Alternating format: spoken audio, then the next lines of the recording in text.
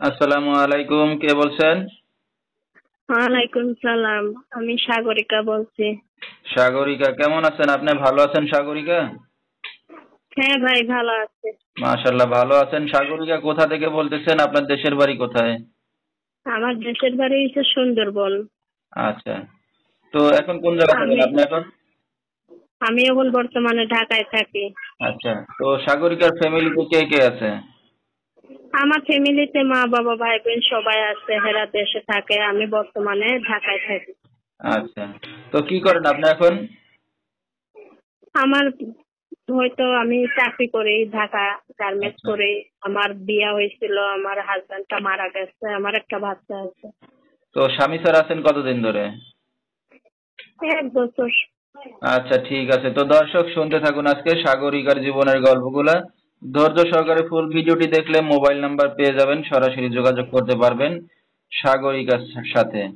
তো আপনি এখন নিজে একা কাজ বাজ করে সন্তানকে নিয়ে চলতেছেন ঢাকা শহরে।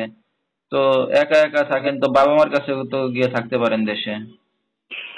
বাবা মার গরিবের সংসার, এরা ভাই গরুকে খায়, বাবা মার বয়স হয়ে গেছে, তাই নিজের চেষ্টা নিজে ঢাকায় এসে একটা ছোটখাটো চাকরি করি, বাচ্চাটারা নিয়ে কষ্ট থাকে।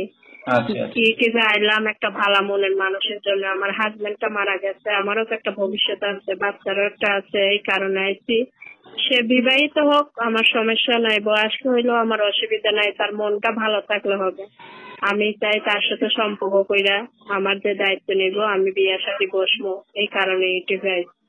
আচ্ছা, তো আপনার সাথে দর্শক ভাইরা এখন কিভাবে যোগাযোগ করবে? নাম্বারের মাধ্যমে। আচ্ছা, তো এই যে আপনি এখন বিয়ে শাদী এখন আবার করতে যাচ্ছেন, তো আপনার বাবা মা জানে? বাবা মা জানে, অবশ্যই জানে। বাবা মা চায় যে মেয়েও একটা ভালো জায়গা বিয়ে বসে, একটা ভবিষ্যৎ আছে, এই কারণে। তো আপনার শাশুড়ির সাথে কোনো যোগাযোগ আছে, শ্বশুর শাশুড়ির সাথে? না, এরা তো বাচ্চারই খবর নেয় না, তার আমার খবর নেব কি? হাজবেন্ড থাকলে এটা এক কথা ছিল, সে তো মারা গেছে। আচ্ছা, মানে শ্বশুর বাড়ির সাথে কোনো যোগাযোগ নাই? না। 1 বছরের ভিতরে সবকিছু সম্পর্ক ভুলে গেছে নাকি? তখন কি করবো? গরিব হইলে সবাই এরকম, অসহায় হইলে কেউ গুরুত্ব করে না। তখন কি করবো? নিজে বাচ্চাটারে কষ্ট করে মানুষ করতে হয়। আচ্ছা, তো এখন এই যে আপনি বিয়ে শাদী করতেছেন, যদি সন্তান সহ কেউ দায়িত্ব নেয় তাহলে আপনি বিয়ে শাদী করতে রাজি আছেন, এই তো? হ্যাঁ। ঠিক আছে, তো আপনার নাম্বারটা আপনি বলতে পারবেন? না, আমার নাম্বারটা আমি দিয়ে দেবো না। আচ্ছা, ঠিক আছে। তো দর্শক, নাম্বারটা স্ক্রিনে পাইছি বলে সেই নাম্বারে যোগাযোগ করলে সাগরিকাকে পেয়ে যাবেন। যেহেতু স্বামী ছাড়া একটা সন্তানকে নিয়ে 1 বছর একা আছে, নিজে কাজ বাজ করে চলতেছে। তো বাবা মা সবাই আছে, ভাই বোন কিন্তু এখন বর্তমানে কেউই পাশে নাই, একাই থাকে। তো বিস্তারিত জানতে এই নাম্বারে যোগাযোগ করলে সাগরিকাকে পেয়ে যাবেন। 01752202465, এই নাম্বারটাই হলো সাগরিকার। তো এই যে আপনি এখন অনলাইন মিডিয়ার সামনে আসছেন, তো দর্শক ভাইরা অনেক সময় রাত বিরাত্রে ফোন দেবে, আর দিনেও ফোন দেবে, তো আপনি সময় দিতে পারবেন তাদেরকে? হ্যাঁ, আমি যখন ফ্রি থাকবো অবশ্যই ফোনে কথা বলবো। সময় না দিলে আমি আর এটি পাইলাম কেন? আমি তো আর সবার সাথে কথা বলবো না। আমি হাজার একজন বুঝা নিবো, সত্যিকারের মানুষ যে আমার দুঃখ কষ্ট বুঝে আমার পাশে দাঁড়াইবো, আমার দায়িত্ব নিবো। ওই রকম মানুষ পাইলে আমি সম্পর্ক কইরা তার বিয়া শাদী করবো।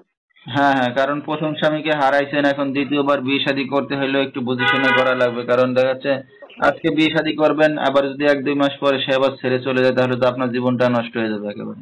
ওইটাই তো, বিয়া হয়েছে সারা জীবনের জন্য, তারা সম্পর্ক কইরা দেখা সাক্ষাৎ করবো, সে সত্যি আমাকে বিয়ে করতে চায় না এমনি টাইম পাস করে, সেটাও তো বোঝার লাগবে।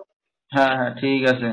তো দর্শক, আসলে একটা মেয়ে মানুষ বিবাহিত যে স্বামীকে হারাইছে, তো এখন চাচ্ছে আবার একটা নতুন করে বিয়ে শাদী করে সংসারী করার জন্য। তো যে তাকে বিয়ে শাদী করতে